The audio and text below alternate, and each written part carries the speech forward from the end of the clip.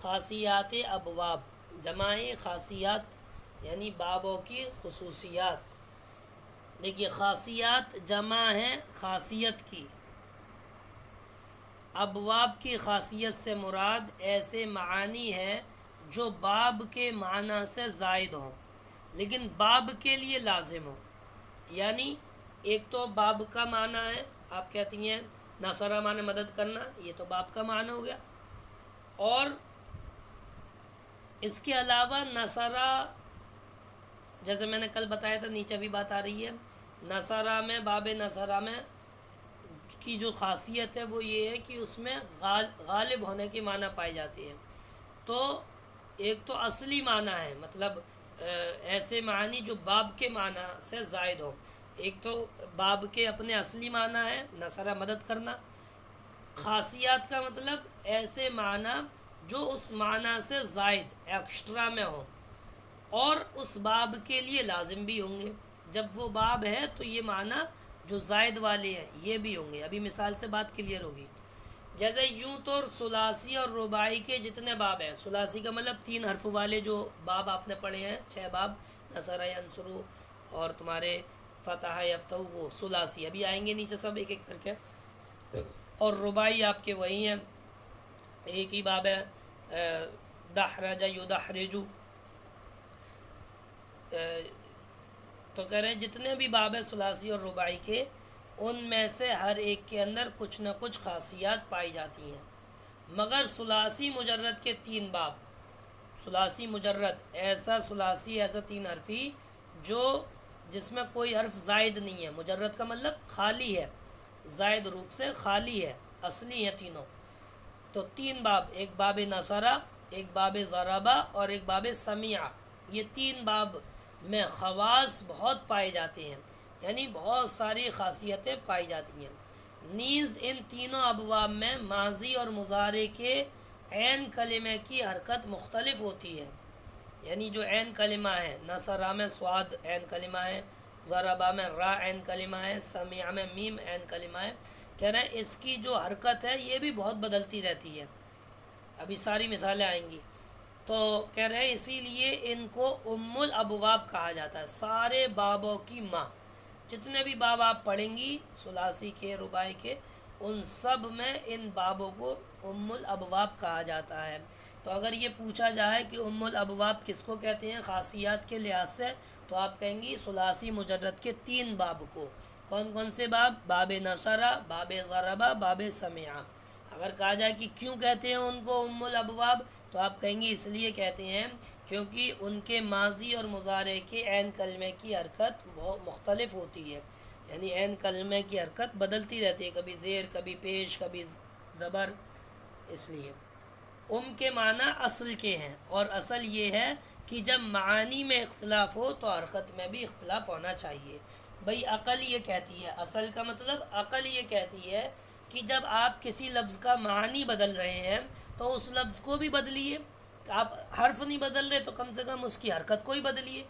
تو یہ چیز ان 3 بابوں میں ملتی ہے۔ اگر ان کے باب، ان تینوں بابوں کے معنی کو بدلا جا رہا ہے، خاصیت کا مطلب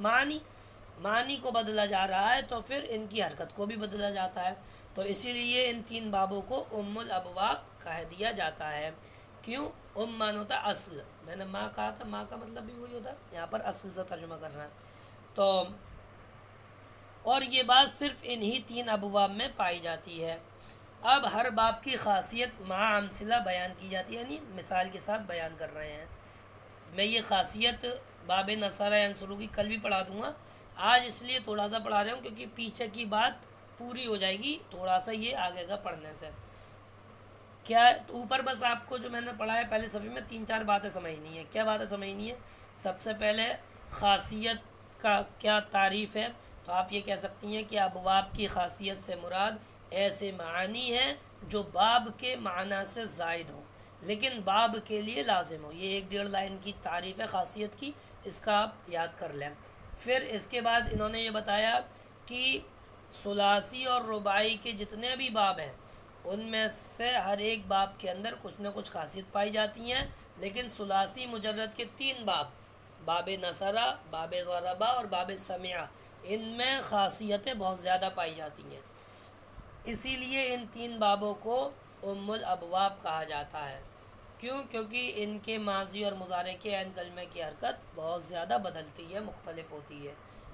اور اصل قاعدہ یہی ہے، عقل کی بات یہی ہے کہ جب معنی بدل رہا ہے تو پھر لفظ بھی بدلے، تو یہ بدلتے اس لیے۔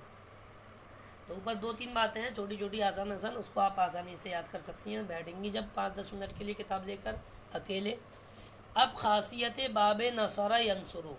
کہنا ہے اس باب کا مشہور خاصہ مبالغہ ہے، یعنی اس باب سے، باب نصر ینصر سے جو بھی لفظ آئے گا، ابھی یہ مثالیں دیں گے نیچے، جو بھی لفظ آئے گا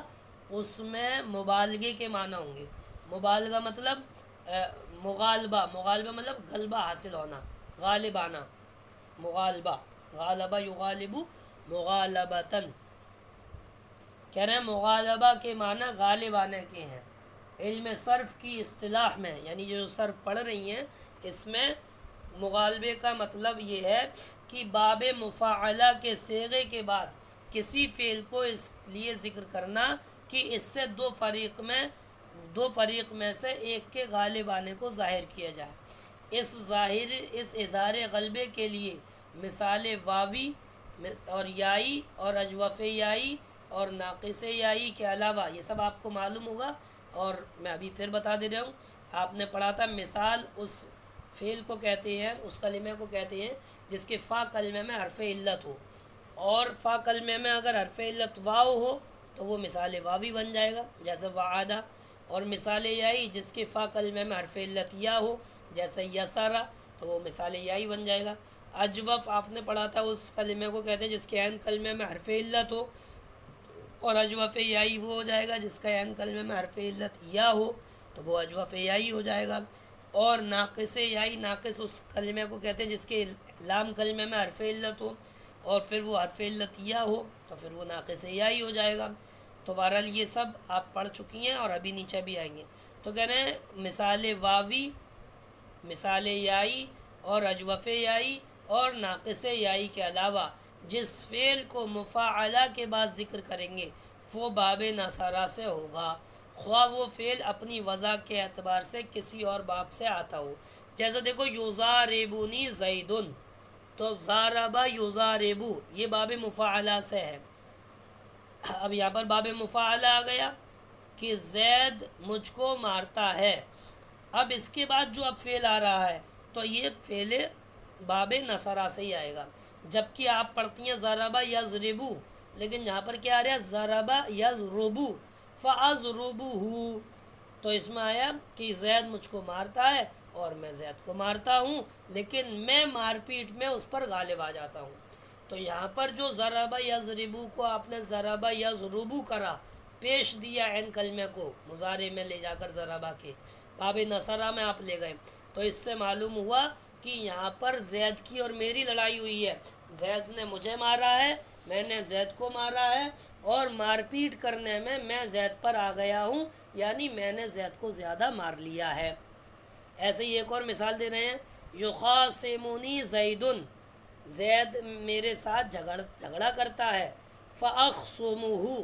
خصم یقسم ہوتا ہے، مضارع پر زیر تھا صاد پر، لیکن مضارع پر یہاں پر کیا لیا، پیش نصرہ میں لے گئے، ینصرو کی طرح یقسم کر دیا، واحد متکلم اقسم بن گیا۔ تو مطلب یہ نکلے گا، اب جب اس کا حرکت بدل دی تو اب اس کا ترجمہ یہ کریں گے کہ زید میرے ساتھ جھگڑا کرتا ہے اور میں زید سے جھگڑا کرتا ہوں، اقسم مانے میں جھگڑا کرتا ہوں اس سے یعنی زید سے، لیکن میں جھگڑے میں اس پر غالب آ جاتا ہوں، یعنی میرا جھگڑا اس کے مقابلے میں زیادہ ہوتا ہے، وہ پھر ہار مان جاتا ہے اور میں جیت جاتا ہوں جھگڑا کرنے میں۔ تو بہرحال یہ میں کل بھی پڑھاؤں گا باب نصرہ کی خاصیت، بس سمجھانے کے لیے، کیونکہ اوپر انہوں نے بتایا تھا کہ ام الابواب 3 ہیں، باب نصرہ، باب سمعہ اور باب ضربہ، تو یہاں پر اس کی مثال دی کہ ضربہ یضربو ہوتا ہے را پر زیر، لیکن استعمال ہو رہا ہے ضربہ یضربو را پر پیش، تو کیونکہ یہاں پر مغالبے کے معنی، غالب آنے کے معنی ہمیں لانا ہے، تو غالب آنے کے معنی جب ہمیں لانے ہوں تو اس کے لیے پھر ہم کیا کریں گے اس کو باب نصرہ میں لے جائیں گے، اس کے عین کلمے پر پیش دے دیں گے۔